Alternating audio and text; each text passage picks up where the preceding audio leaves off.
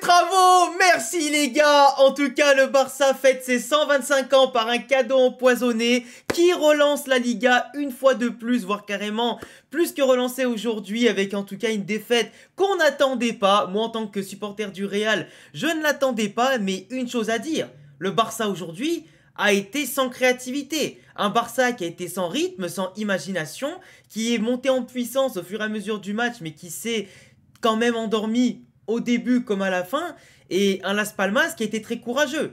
Une équipe de Las Palmas 14e de Liga qui n'avait pas gagné contre Barcelone, ou du moins je crois à l'extérieur, depuis 1989. Donc quasiment 40 ans qu'ils n'avaient pas gagné, et ça tombe aujourd'hui sur le Barça d'Hansi Flick qui était en pleine bourre. Mais un Barça quand même aujourd'hui qui est en pleine crise, après 3 matchs maintenant en Liga sans gagner, une défaite à la Sociedad, un nul contre le Celta. Et malgré le retour de Lamine Yamal qu'on voit ici, ça ne gagne pas non plus, ça perd même à domicile. Comme quoi les amis, la Liga, on a beau dire d'année en année que le niveau baisse, mais n'empêche qu'il y a quand même des belles surprises. C'est déjà arrivé au Real de perdre des points à domicile comme à l'extérieur quand des petites équipes, et notamment contre Las Palmas et Mallorca par exemple. Mallorca d'ailleurs qui recevra le Barça ce mardi, qui sera encore un match compliqué à gérer pour le Barça au niveau de l'aspect défensif de l'adversaire à contrecarrer et tout. Mais en tout cas le Real, là avec 4 points de retard, le match à jouer demain contre Retafe, même s'il y a beaucoup d'absents côté Real Madrid qui pourraient peser lourd en tout cas aussi dans la balance et dans les résultats, le Real aura aussi son match en retard contre Valence en début d'année 2025 et ça peut tout changer. Le Barça qui a l'avantage au goal average particulier contre le Real avec son 4-0 en cas d'égalité, là le Real peut passer devant au point. Et moi je l'ai toujours dit, pour remporter cette Liga, il faudra la gagner au point et pas en étant à égalité parce que forcément t'as beaucoup moins de mérite et le goal average particulier, ça fait chier de se départager comme ça. Mais globalement, le Barça aujourd'hui a été ronronnant. 3 défaites et un nul déjà.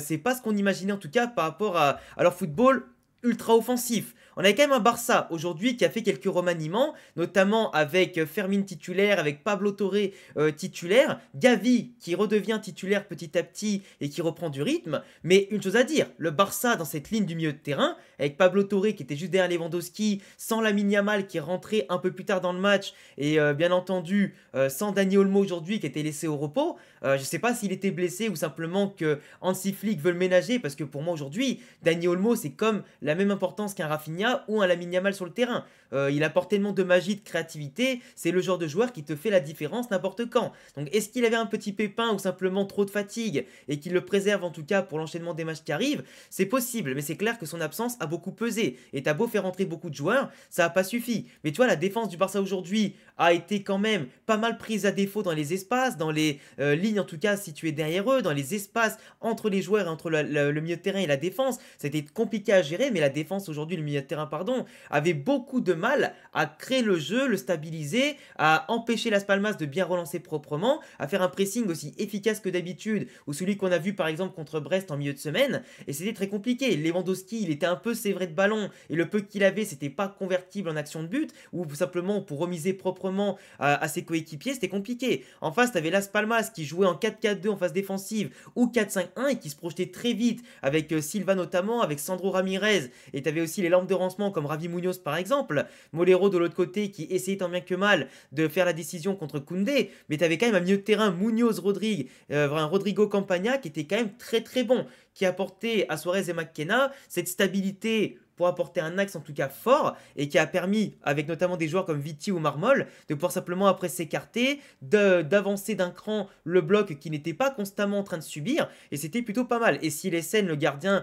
ancien remplaçant je crois de Ter Stegen, qui a été en tout cas aujourd'hui très décisif. Donc Las Palmas, comme je vous l'ai dit, en phase défensive, 4-4-2. Donc on voit bien les lignes ici, avec les joueurs du Barça qui aujourd'hui étaient amorphes, qui étaient endormis. Des joueurs du Barça qui n'avaient pas envie, t'as l'impression, de faire des différences, de jouer pour le copain, qui étaient un petit peu en mode je me cache, ça va être facile, ou alors simplement 14h, donc j'ai mangé, donc là c'est l'heure de la sieste, j'ai pas spécialement envie de jouer. Mais c'est vrai que ça ronronnait côté Barça. Et ça ronronnait au point que le Barça était en difficulté. Pas uniquement dans le jeu, mais simplement aussi dans l'aspect purement défensif. On voit ici une balle longue qui a terminé sur une frappe croisée sur Inaki Peña. On a des cafouillages pas mal de cafouillages qui ont été en tout cas marqués dans la présence du Barça, avec les défenseurs qui ne savaient plus trop où se placer, qui ont toujours un ou deux temps de retard, la défense qui est placée aléatoirement ici, beaucoup de joueurs de Las Palmas qui arrivent en nombre simplement pour essayer de tirer, mais à chaque fois c'est contré, arrêté par le gardien, ou simplement trop fouillu pour pouvoir avoir un angle correct de tir, et ça finit en corner, frappe déviée, ou alors une repréparation des actions, mais le Barça était souvent en retard. Ça laissait des espaces sur les couloirs. T'as Koundé qui était souvent placé beaucoup trop haut comme un sixième milieu de terrain. T'avais toujours, voilà, même si ça manquait de présence dans l'axe, t'avais toujours des joueurs qui permutaient sur les côtés pour gagner quelques mètres et faire peur au Barça, qui devait, avec un bloc assez haut, faire énormément de mètres derrière, donc qui se fatiguait à coulisser et qui devait repartir ensuite plus loin pour les transitions. Mais Las Palmas, comme ils étaient un peu prudents, t'avais 2-3 attaquants qui étaient devant et le reste qui restait proche de la ligne médiane et un peu avant pour éviter toute tentative de contre du Barça. Et ils pouvaient couper et relancer proprement, plus ou moins. Ça dépendait des phases quand ils subissaient ou pas. Par contre, on a quand même eu 2 mauvais gestes dans ce match qui auraient pu être sanctionnés. Alors, je vais pas dire d'un carton rouge, mais ça aurait pu. Honnêtement, ça aurait pu. Parce que Sandro, il fait une obstruction qui vaut jaune orangé, mais en tout cas qui a mis KO Baldé. Moi, je me suis dit, Baldé, il n'arrive pas à se relever. Ils sont à 2 médecins. Le mec, il est KO debout parce qu'il prend un coup dans le menton et ça a dû lui toucher un peu la partie du cerveau avec le crâne, etc. pour que ça le perturbe un maximum. On l'a vu cracher par terre. Il n'arrivait même pas à cligner des yeux correctement, à parler. C'était quand même impressionnant. Donc, du coup, il a dû sortir lorsqu'il était très en jambes. Il était vraiment très bon, je trouve, dans les prises de balles et ce qu'il pouvait apporter. C'était même un des plus intéressants du Barça, je trouve, durant les 20 premières minutes. Mais du coup, son absence après la rentrée de Martine, ça a fait beaucoup de mal au Barça qui attaquait beaucoup moins de ce côté-là, qui avait beaucoup moins de facilité à avancer de ce côté-là. Et là, on voit bien, après derrière, à la deuxième mi-temps, sur Rafinha, il y a encore un coup qui est mis un peu au visage. Alors, ça paraît ne pas être exprès, c'est pas un carton rouge non plus, mais c'est un carton jaune qui aurait pu, après, sur le joueur, l'empêcher de défendre correctement, d'être aussi agressif. Et je trouve que l'arbitre, que ce soit pour le Barça ou Las Palmas, aujourd'hui, a pas sanctionné les fautes. Aurait dû mettre plus de cartons pour éviter justement des débordements ou des gestes d'humeur comme ça ou des gestes antisportifs comme ça. Ça, c'est clair.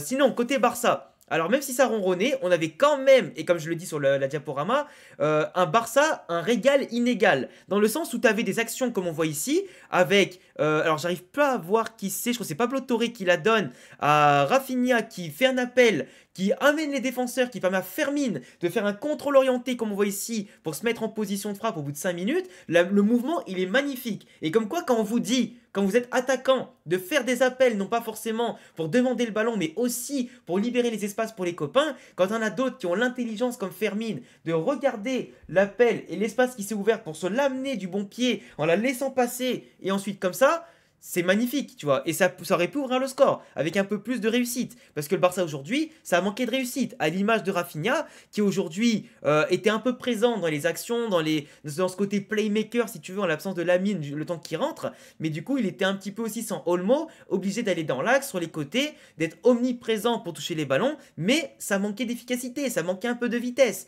Et le Barça aujourd'hui n'arrivait pas à appuyer sur l'accélérateur dans les 1, 2, 3 touches de balle qu'il sait faire d'habitude, qui font la différence. Et dans les 15, 20, 30 derniers mètres. Et c'est ce qui a permis à Las Palmas à chaque fois d'être à 2-3 joueurs sur le porteur du ballon, de bloquer les lignes de passe et de vite se repositionner. Tu vois, ici, ils sont quand même à 1, 2, 3 Catalans, bon si on compte Lewandowski qui est hors jeu, mais en attendant, ils sont 4 ici à se mettre devant Rafinha, un ici au cas où pour contrer Fermin, et t'en as 2 autres qui sont en train de revenir. Donc la porte se refermait très vite. Et c'est d'ailleurs pas pour rien que Las Palmas, au niveau des efforts, s'est retrouvé cramé vers la fin du match. Ils ont dû faire plein de changements. Et qui se jetaient par terre pour gagner du temps. Parce qu'ils étaient cramés les mecs, ils se sont donnés de ouf. Rafinha encore ici, sur la seule quasiment, à part celle de Fermin, vraie occasion de l'ensemble de la mi-temps, le Barça qui arrive enfin à trouver des espaces au milieu de terrain, qui arrive enfin à se libérer du pressing. Balle longue pour Rafinha qui, avec une facilité hors norme, dribble presque un ou deux mecs, se met sur le pied gauche et tape le haut de la barre. Mais à part ça, c'était ronronnant, c'était pas du tout créatif comme on le voit. Il n'y a pas de mouvement. Tous les joueurs se cachent derrière, en tout cas, les différents défenseurs. Ça ne demande pas la balle. Il n'y a pas trop de solutions, sauf si tu allonges. Mais du coup, en allongeant le jeu, tu laisses le temps à l'adversaire de se repositionner. Et au final, tu dois recommencer à zéro, tu vois. Donc c'est pas normal. Et côté Barça, voilà, comme je te dis, le placement offensif compliqué.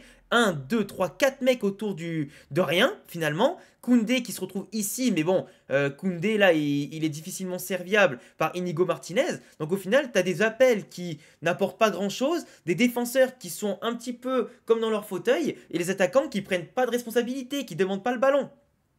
Et forcément, quand t'as pas Casado qui est suspendu, quand t'as pas Pedri et Gavi dans un grand jour à la création et à la dernière passe, que t'as pas les autres aussi qui sont capables d'apporter les bons mouvements, malheureusement, peut-être que la fatigue physique, elle commence à se sentir côté Barça. Et même si contre Brest, ils étaient bien, là, ça fait 3 matchs d'affilée en Liga que dès qu'il y a une équipe en face, elle se décide à bien défendre, à jouer et surtout faire un minimum d'erreurs. Et quand le Barça n'a pas la capacité de leur faire des erreurs, ça crée forcément des points perdus. Et surtout que là, c'est typique. C'est typique de ce que je vous raconte. Le Fermin, dans cette action-là, à la 39e minute, il est en train, au lieu d'aller vers l'avant, de jouer vers l'arrière.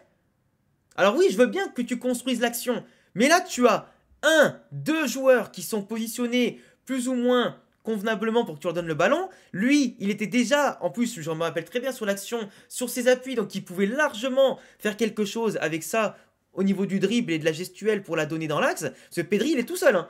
Pedri, il est tout seul pour armer au pire aux 25 mètres, il est tranquille. Mais lui, il préfère retourner à l'arrière, comme s'il avait peur des initiatives. J'ai pas trop compris en fait. Après voilà, la seule vitesse qu'il y a eu, c'était Pedri encore à la 44e qui te met une petite frappe, qui est contrée il me semble, ou non, qui finit, oui, qui est contrée par le gardien, qui revient sur Rafinha, qui marque mais il est hors jeu, mais tu vois, il n'y a pas eu de frappe quasiment de l'extérieur de la surface, c'est compliqué. Et quand tu vois qu'en deuxième mi-temps, Las Palmas en seulement 3 passes d'une contre-attaque digne du Real Madrid 2012, ils sont partis de la surface. Ici, en une touche de balle, ça a détruit toute la ligne de 4 du Barça d'ici, avec un joueur, Ravi Munoz, qui se retrouve tout seul directement entre la défense et le milieu de terrain, chose qui est quand même un peu improbable. Il lance Sandro en profondeur, qui a tout le loisir, alors là la frappe elle est magnifique, hein, d'ajuster directement Iñaki Peña, frappe croisée incroyable, 1-0, et là forcément Tifli qui est obligé de réagir, il voit que son équipe elle ne fait rien, et il voit que même s'il a fait rentrer Lamine Yamal à la mi-temps, et que Baldé était sorti avant pour blessure ou coup, bah, il est obligé de faire rentrer 3 joueurs en même temps, Ferran Torres, Frenkie de Jong et tout, et le problème c'est que ça apporte pas une dynamique incroyable. La seule dynamique qui s'inverse à un moment donné, c'est que 5 minutes après, en fait, Las Palmas a reculé. Las Palmas s'est dit, on mène 1-0, ils font des changements, ils sont en plein doute, mais au lieu de jouer, on recule. Bah forcément, tu laisses 25 mètres à Rafinha, ça rentre. Et c'est pas les coachings qui ont fait cette différence. Là, c'est Las Palmas qui, dans leur tactique, ont fait n'importe quoi. Et le coach aurait dû leur dire de ne pas reculer. Tout comme le Celta de Vigo ou la Sociedad ont fait. Tu marques contre le Barça, tu recules pas en fait. Tu continues de jouer. Et tu vois, là, le Barça, à 1-1, 6 minutes après, ils continuent de jouer forcément parce qu'eux ils jouent leur football, ils sont à domicile, ils savent qu'ils ont l'ascendant physique et tactique et technique. Mais Las Palmas, encore une fois, à 2 touches de balle, ici, là, viennent bouffer en plus Hector Forte qui est sorti, qui est rentré à la place de Koundé, qui couvre super mal son vis-à-vis, qui passe le corps devant, qui n'est donc pas hors-jeu, parce que là, la ligne du hors-jeu, elle est totalement... mais attendez, je la remets.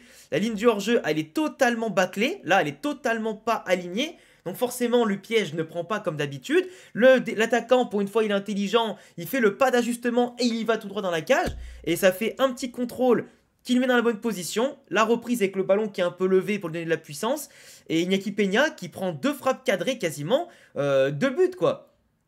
Enfin, 2 vraies occasions, 2 buts, sont des occasions qu'il aurait peut-être pu faire largement mieux. Et il n'était pas vraiment abandonné pour le coup. Là, il pouvait vraiment faire une différence et ça l'a pas aidé. C'est là qu'on peut voir aussi certaines lacunes d'Iñaki Peña dans les moments décisifs, où le peu d'actions de Las Palmas qui vont au bout, pas sur des frappes forcées, pas sur des frappes en bout de course ou quoi que ce soit, ça finit au fond. Donc tu vois, quand tu avais un grand gardien et une bonne défense et un grand attaquant, bah là, quand l'attaquant ne marque pas et ton gardien ne sort pas les arrêts qu'il faut, c'est très compliqué, tu vois. Et ça, je l'avais dit, c'est le piège du hors-jeu, ne marchera pas tout le temps. J'avais dit qu'au bout d'un moment, le Barça aurait une panne offensive, et après, ben, ça se jouera au bonheur la chance, quoi. Mais si l'adversaire est efficace, tu peux rien faire. Là, Las Palmas, tu vois, ils ont pas arrêté de résister en reculant, et CSN qui a arrêté tous les ballons. Et par contre, il y a un truc qui m'a saoulé, et heureusement que c'est pas allé au fond, c'est que Las Palmas, tu mènes 2-1, t'es à l'extérieur, il reste 2 minutes de jeu, tu attaques, il reste 2 minutes de jeu. C'est pas comme tout à l'heure quand je te dis à 1-0 tu attaques et qu'il reste une demi-heure. Là il reste 2 minutes. 2 minutes. T'es en souffrance et tous tes joueurs sont hyper loin. T'avais plus de joueurs du Barça ici, quasiment que de joueurs de Las Palmas. C'est pas normal. Heureusement que la passe de... Comment il s'appelle, Pau Victor, elle est un peu en retrait de Lewandowski. Parce que si elle est ici, c'est but, hein. Même le gardien, il est dépassé, s'il te plaît. Donc heureusement qu'elle est un peu en retrait, que le défenseur revient sur lui. Parce que sinon, c'est 2-2. Alors ok, 2-2, ça m'arrangeait aussi parce que je suis un fan du Real. Mais ce que je veux dire, c'est que tu vois, c'était évitable. Et le Barça aurait pu s'en sortir avec un point et donc un nul au lieu d'une défaite. Mais bon, pour moi, les hommes du match aujourd'hui, sans contestation possible, je pense qu'on a Ravi Munoz et Sandro Ramirez côté Las Palmas, qui ont vraiment, et Silva qui ont tous les deux, enfin Ramirez et Silva qui ont marqué, surtout Ravi Munoz qui à la relance, à la construction, à la passe D, il a été incroyable. Côté Barça, les seuls que je vais sauver aujourd'hui, c'est Rafinha pour son but, parce que vraiment le milieu de terrain dans son ensemble a été catastrophique. La défense, pour le peu de fois qu'elle devait agir, elle s'est souvent fait dépasser et tout, et Iñaki Peña, c'est pas possible, tu vois. Enfin bref, dites-moi ce que vous en pensez les amis.